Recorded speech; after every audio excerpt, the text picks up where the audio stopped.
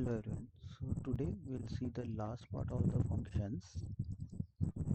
That is a function that is with return type and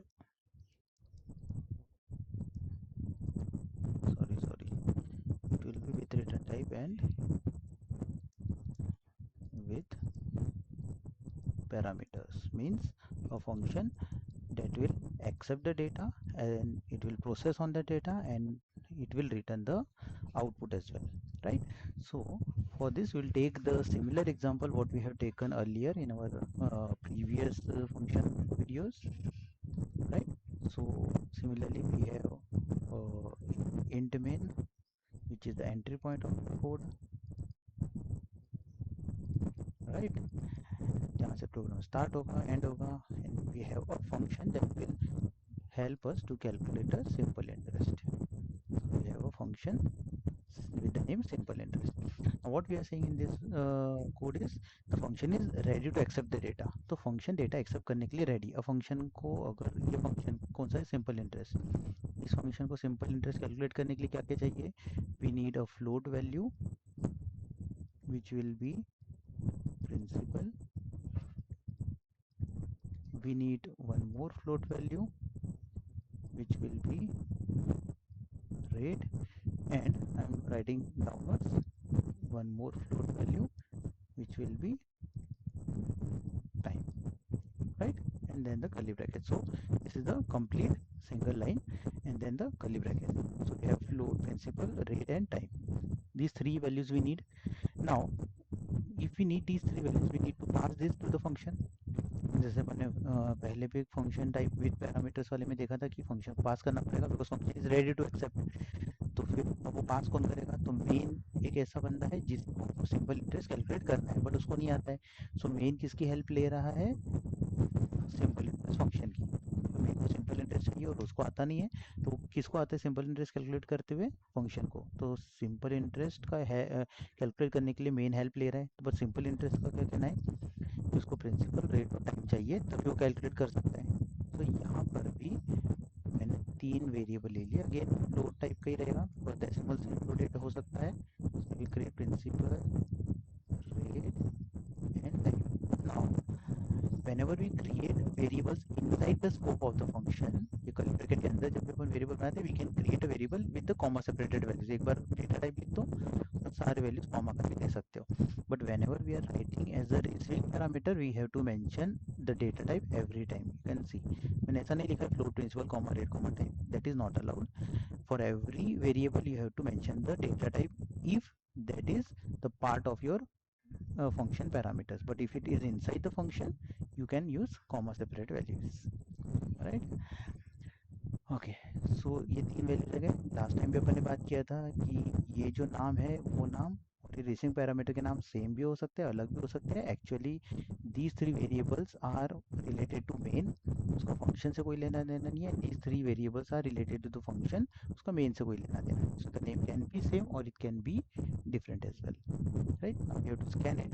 So I will mention printf, enter the data, slash the new line, and I will scan it. So scanf, how many values I have to scan? Three values. So it will be 3 times percentage f. पहला value किसमें store करना है? It is address of principal. दूसरा कहाँ store करना है? It is address of rate. तीसरा कहाँ स्टोर करना है? So it will be address of time. So these three values are stored in these variables. Now we will call the function. So this is our calling. Function को call कैसे करते हैं? With the name of the function, और उसमें values pass कर देंगे. क्या क्या पास करना है? Principal, rate and time, right? Now these three values will be passed inside the function. Function को क्या करना है? फंक्शन को एक वेरिएबल लेना है जिसमें आउटपुट स्टोर करेगा. ऐसे he will be again not a part of your receiving parameter, because receiving parameter वही होते हैं जो मैंडेटरी है, जिसके बिना अपना फंक्शन काम नहीं कर सकता है, राइट। एसआई तो अपना ही टेम्पररी वेरिएबल है जो स्टोरेज के लिए यूज़ कर अपन। सो एसआई के अंदर अपन डेटा स्टोर कर लेंगे, it will be principal into rate into time divided by 100। अब ये जो भी डेटा है वो किस में स्टोर हो गया, एसआई में।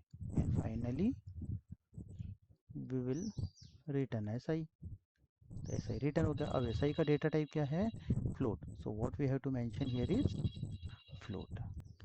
Fine. I hope till this point it is clear. Now this function is returning a float value, right? अब function ने कॉल किया, right? मेन ने फंक्शन को कॉल किया, उसने डेटा दिया, फंक्शन ने डेटा रिसीव किया, प्रोसेस किया, आउटपुट रिटर्न किया। बट रिटर्न करके क्या मेन ने वापस रिसीव किया क्या आउटपुट को, no. So if I just return zero, main से ज़ीरो रिटर्न करके एंड कर देता हूँ, तो ये कोड परफेक्टली फाइन है। There is no compilation error, there is no any syntax error, there is nothing. But output भी नहीं दिखेगा, क्यों? क्योंकि अपने आउटपुट कहीं पे प्रिंट किया क्या, नहीं। और अगर मैं आउटपुट प्रिंट करूँ, राइट, फॉर एग्जाम्पल अगर मैंने ऐसा लिख दिया, printf simple interest is, output तो फ्लोट ही आएगा। लेकिन यहाँ पे क्या लिखे, बिकॉज मुझे तो पता ही नहीं आउटपुट कहाँ है। So function is returning the value, so we have to capture it. तो यहाँ पर अपन एक और वेरिएबल ले लेते हैं, जस्ट टेक एसआई, राइट, और एसआई में रिसीव कर लेते हैं। तो राइट साइड का वैल्यू जो है, मतलब ये जो व्हाट आई एम हाईलाइटिंग या अंडरलाइन करके, तो that is a function call. वो कॉल होगा, कंट्रोल वापस उसी लाइन पर वैल्यू लेके रहेगा, और वो वैल्यू किस में रख देगा, आउटपुट किस में रिस्टोर कर देगा, एसआई में। यहाँ पे हम क्या प्रिंट कर देंगे, SI. So now this is printed, right? So this is the fourth type. Now if you go through all these four types, first type without return type without parameter, without return type with parameter, then with return type without parameters, and the fourth one with return type with parameters, अगर आप चारों देखोगे side by side compare करोगे, you can see this is the pre-sized one. इसमें simple interest का काम क्या है, कैलकुलेट द सिंपल इंटरेस्ट। और ये फंक्शन क्या कर रहा है, जस्ट सिंपल इंटरेस्ट कैलकुलेट कर रहा है। इसको कोई मतलब नहीं कि डेटा कैसे स्कैन कर रहे हो, इसको कोई मतलब नहीं कि आउटपुट कैसे प्रिंट कर रहे हो। वो किसका काम है, डेटा कैसे स्कैन करना है, आउटपुट कैसे प्रिंट करना है, जो यूज़र है उसका, यानी इस फंक्शन को यूज़ करेगा उसका। अभी के केस में इसको कौन यूज़ कर रहा है, मेन। तो मेन ने उसके हिसाब से स्कैन किया, मेन ने उसके हिसाब से प्रिंट किया।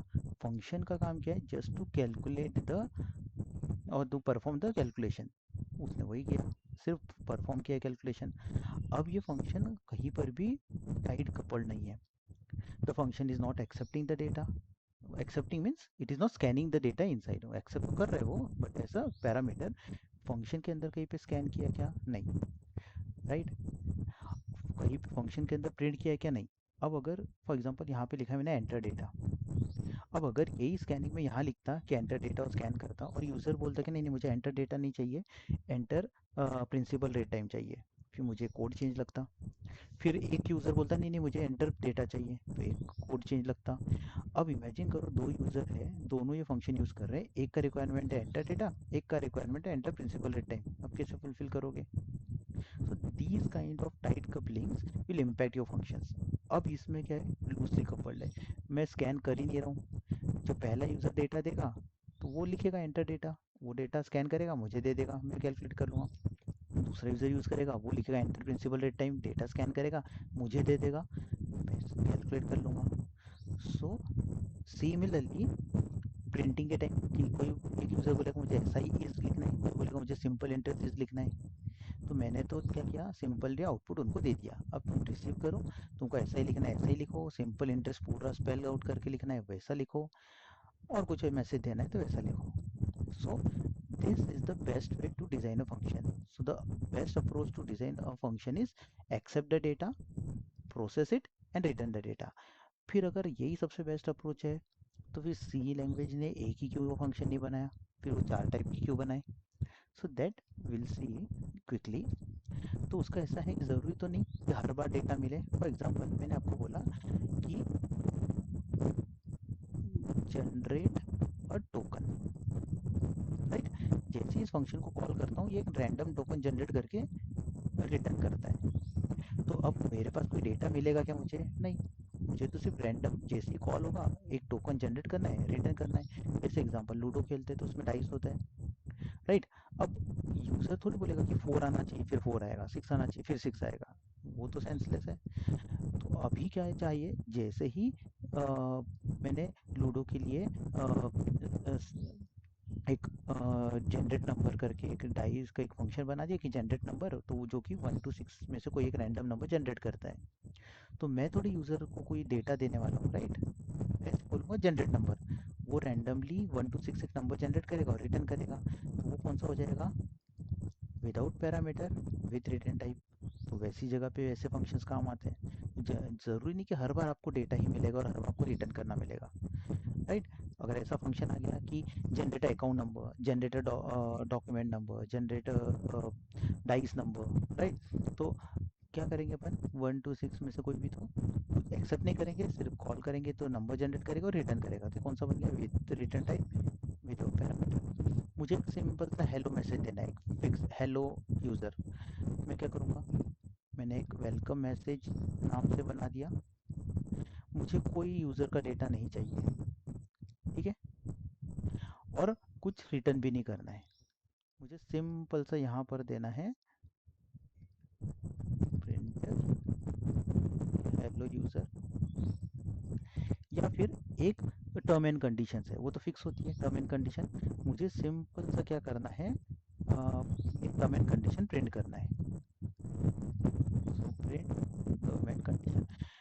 मेरे पास में एक फिक्स हार्ड कोड पैराग्राफ है, तो मैं क्या करूँगा, प्रिंट एफ में वो हार्ड कोड पैराग्राफ प्रिंट कर दूंगा। अब इसमें क्या हो रहा है, टर्म एंड कंडीशन मुझे एज इट इज प्रिंट करना है, तो ना मुझे यूज़र से कुछ चाहिए ना यूज़र को कुछ रिटर्न करना है। एक हार्ड कोड 10-15 लाइन का, 5-6 लाइन का मेरे पास एक पैराग्राफ है, वो मैंने सिंपल सा प्रिंट कर दिया। तो ये कौन सा बन गया? Without return type without parameter.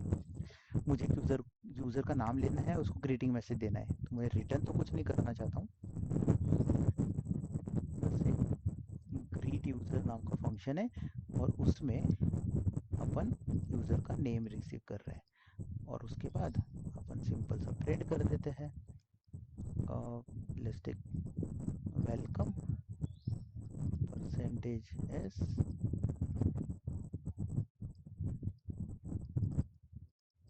And the name, correct? With parameter without return type. अगर मुझे फिबोनाची सीरीज जनरेट करनी है तो कहाँ तक जनरेट करनी है वो यूज़र से लूँगा, लेकिन उसमें तो मल्टीपल वैल्यूज होती है, वो रिटर्न कर सकते हैं क्या? नो। तो that will again without return type with parameters. मुझे सिंपल इंटरेस्ट कैलकुलेट करना है तो मैंने देखा, तो डेटा भी ले सकता हूँ, सिंगल वैल्यू है, रिटर्न भी कर सकता हूँ। मुझे फैक्टोरियल करना है तो किसका फैक्टोरियल निकालना है, राइट? वो नंबर एक्सेप्ट करो, फैक्टोरियल कैलकुलेट करो, सिंगल आउटपुट आता है, रिटर्न कर दो। तो वो कैसे बन जाएंगे? With return type with parameters. So these are some scenarios where we need different varieties of function, and that's why C provided you 4 ways to generate a function, right? So I hope this function series is beneficial for you. आपको सब कुछ समझ में आ गया? If still you have any questions, confusions, if still you have something that you feel this session is not answering your question, please feel free to write the comment, right? I will definitely get back to you. Okay, thank you guys.